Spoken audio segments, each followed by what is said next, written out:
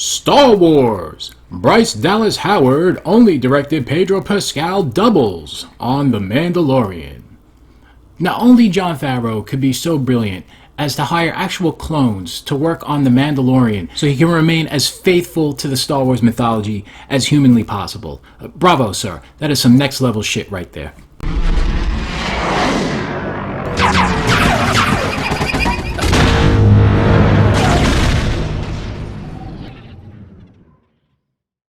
How's it going, everybody? This is Phil. So The Mandalorian, man, I've been a big fan of it. I love the show.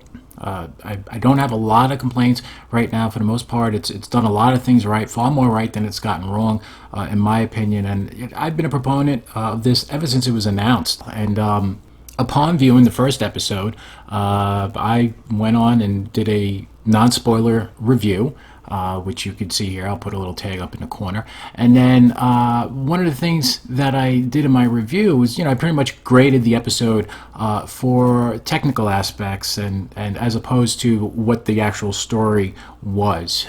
So one of the things that I spoke about was Pedro Pascal's performance as the Mandalorian. And one of the things I specifically mentioned was the way that he carried himself and his body movements and everything seemed purposeful.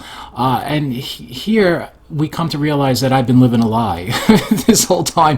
And, Bryce Dallas Howard directs a whole episode of The Mandalorian, and Pedro Pascal apparently never had any interaction with her, at least on set. So let's dig a little bit deeper into this article and see what's doing here, because I'm kind of interested with how often this guy is on set. Is he just Skyping in and directing other people? What is going on here? So let's start, shall we? Since before the first episode of The Mandalorian premiered, there was one thing that was on many fans' minds. When will we get to see Pedro Pascal's face underneath that helmet? Really? That was what was on people's minds? Who, I ask you, who are these fans? The thing that was on my mind was, oh, please God, don't make this suck. Please, Dave Filoni, Jon Favreau, please, Lord Vader in the sky up above, please, Lord, I beg of you, do not make this suck. Naturally, the existence of Baby Yoda pushed this question to the bottom of the list. Well, of course, everyone loves Baby Yoda. He's an internet sensation. But it remains something that fans are eager to see on screen. Not this fan. Despite having seen his face plenty in Game of Thrones, the series even makes a point to address how the titular character never takes off his helmet, still concealing his face in the one sequence where he does remove it. This secrecy has since turned into a new question.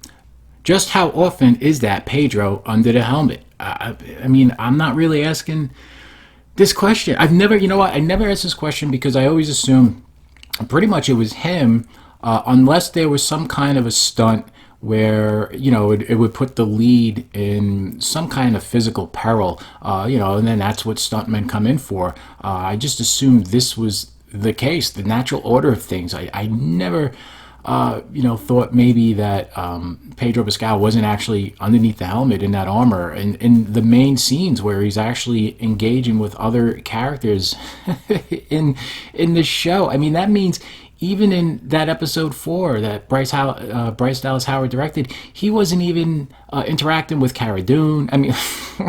There's no chemistry between the lead actor and some of the other people on set. I love it. We can't break it down into a percentage or even a ballpark figure, but the credits for each episode of The Mandalorian reveal 2 doubles for the lead character, played by Brendan Wayne, grandson of Oscar winner John Wayne. Now, there you go. Now, that's a tie-in to Westerns. A way to go. And Lateef Crowder, to perhaps paint a picture about how often it's one of the doubles under the helmet, director Bryce Dallas Howard revealed that she never once worked with Pedro Pascal while filming her episode on the series. It's what a gig. You talk about phoning in a performance. Well, you know what? Good for Pedro Pascal. If he's working with his doubles, I guess almost like a second unit director in a sense, or I mean, if he's working with them on the way that he would carry himself in scene, then I guess he has his stamp on it. But it does seem weird that he gets top billing in a show, yet sometimes he's not even physically there. That is funny to me. All right, let's move on. He was in rehearsals for King Lear on Broadway. Oh, King Lear! Oh my goodness. Well, pardon me, young man, and excuse the shit out of my goddamn French.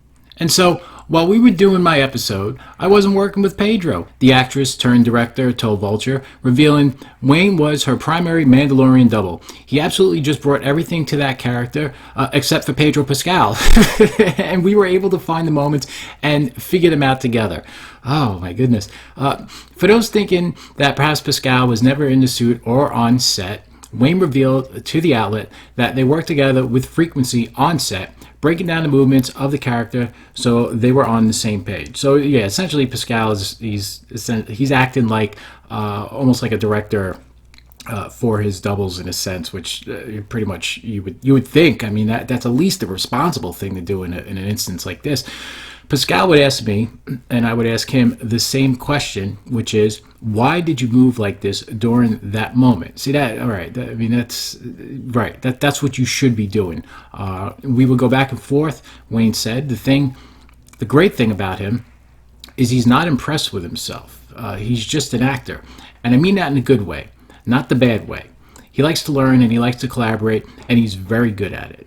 Well, that's good. That's reassuring. I've seen not some episodes. I've seen episodes of The Mandalorian, which I think he might have been in. Who knows at this point? But I've seen a couple of interviews with him, and he does seem like kind of just a down to earth type of dude. So, this only helps to further that narrative that Pedro Pascal's an alright guy.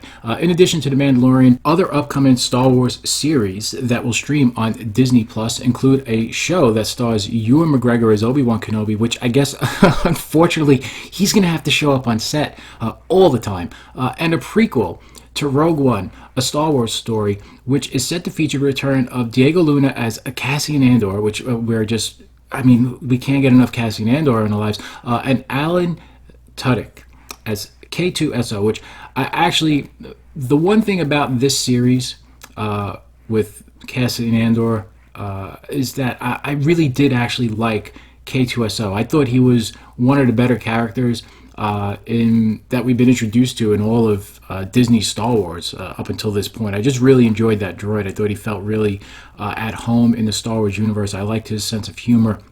And just the way that he played off of other characters. I thought that was a really well done character in Rogue One. That goes Rogue One being one of the better, if not the best, of the Star Wars bunch as far as the movies are concerned thus far. Anyway, guys, that's the end of, of this article. I thought it was a little interesting, actually, that, look, Pedro Pascal, he's the star, and sometimes he's not even there, and they're filming the show without him. I mean, sometimes they say the worst thing that you can do if you work somewhere is take time off, because then people realize that they can just get along fine without you. You're not really needed, and people end up losing jobs like that. I don't think that's going to be the case here.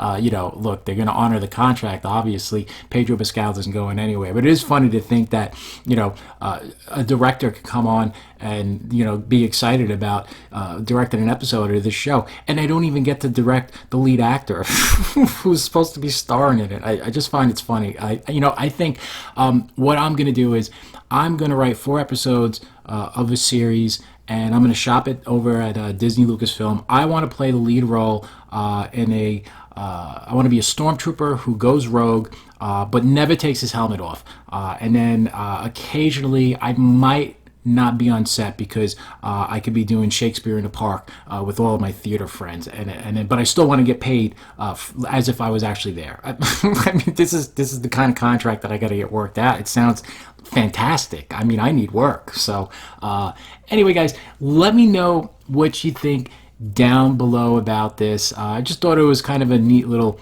article, something interesting that caught my eye, and now I'm gonna wonder, in certain scenes, is this Pedro Pascal? Is this his body double? I mean, I always figured maybe it was something, if anything, that would be like a second unit second unit directors. They would go out, establishing shots. When you see the Mandalorian in episode 2, when he's walking across the desert to make his way back to Quill, after the Jawas scavenge his ship, maybe for something like that, they would use a body double or one of his clones, one of the Favreau Mandalorian clones, to come in and just shoot that scene while Pedro Pascal was off doing things that involved more one-on-one interaction with playing against leads and stuff of that nature. But it is interesting to see that in certain instances, it's absolutely the double that's playing the lead role in the absence of Pedro Pascal,